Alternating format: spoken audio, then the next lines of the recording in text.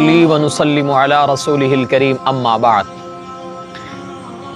محترم سامعین و سامعات، جیسا کہ آپ کو معلوم ہے آقا دو جہاں صلی اللہ علیہ وسلم کے زمانہ میں کچھ خوش نصیب صحابہ کرام رضی اللہ تعالیٰ عنہ مجمعین مؤذن کی ڈیوٹی سر انجام دیتے رہے، جن میں سے مشہور نام نامی مبارک نام حضرت بلال رضی اللہ تعالیٰ عنہ کا ہے۔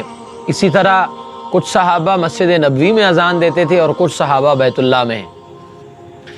اب حضرت بلال اور اسی طرح حضرت ابو محذورہ رضی اللہ تعالیٰ عنہ اور اسی طرح حضرت عمر بن ام مکتوم رضی اللہ تعالیٰ عنہ اور اسی طرح حضرت سعد بن زیاد رضی اللہ تعالیٰ عنہ، اس طرح کے یعنی 5 نام حدیث کی کتابوں میں ملتے ہیں کہ جنہوں نے آقا دو جہاں صلی اللہ علیہ وسلم کے زمانے میں مسجد نبوی مسجد حرام میں کیا کی، از مؤذن کی ڈیوٹی سر انجام دی۔ مشہور و معروف تو حضرت بلال ہیں۔ ایک دفعہ آپ صلی اللہ علیہ وسلم نے حضرت بلال کو بلایا اور فرمایا بلال کو کہیں اذان دیں۔ حضرت بلال رضی اللہ تعالیٰ عنہ نے اذان سنائی، ساتھ کچھ بچے کھڑے سن رہے تھے اور کھیل رہے تھے۔ انہوں نے سنا اور سننے کے بعد ایک نے حضرت بلال رضی اللہ تعالیٰ عنہ کی نقل اتاری۔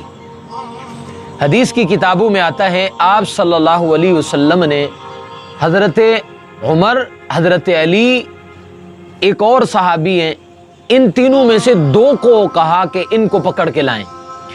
تو فرماتے ہیں کہ ہم پکڑ کے لائے ان بچوں کو، وہ 4-5 بچے تھے، انہیں آپ صلی اللہ علیہ وسلم کے سامنے پیش کیا گیا۔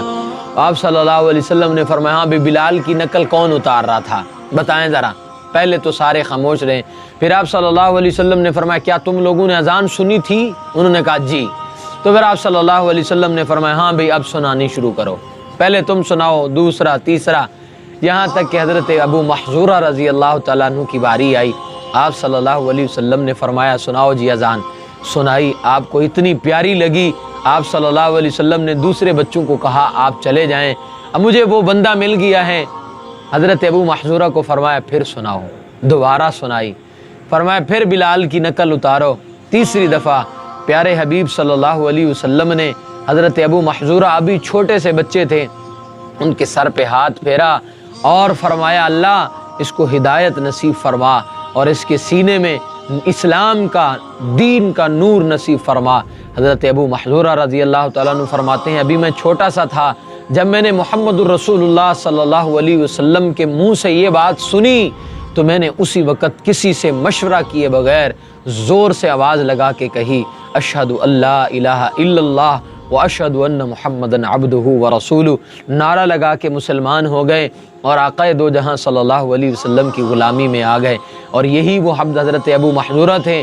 آپ صلی اللہ علیہ وسلم نے فرمایا ابو محذورہ آج کے بعد تم نے بھی اذان دینی ہے۔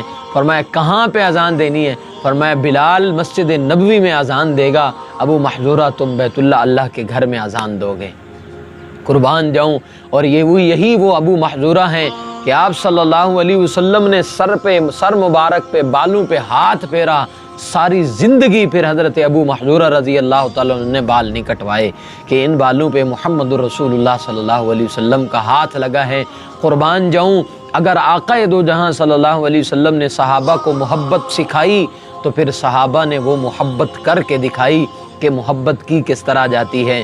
قربان جاؤں، آقا دو جہاں صلی اللہ علیہ وسلم سے صحابہ نے سچی محبت کی اور آپ صلی اللہ علیہ وسلم کے ساتھ شانہ بشانہ چلتے رہے۔ آج ہم لوگ کیوں پریشان ہیں؟ پریشان اس لیے ہیں اس وقت ان لوگوں کے پاس کچھ بھی نہیں تھا، وہ سکون کی زندگی میں رہتے تھے۔ آج سب کچھ ہیں، پریشانیوں کی زندگیوں میں رہ رہے ہیں۔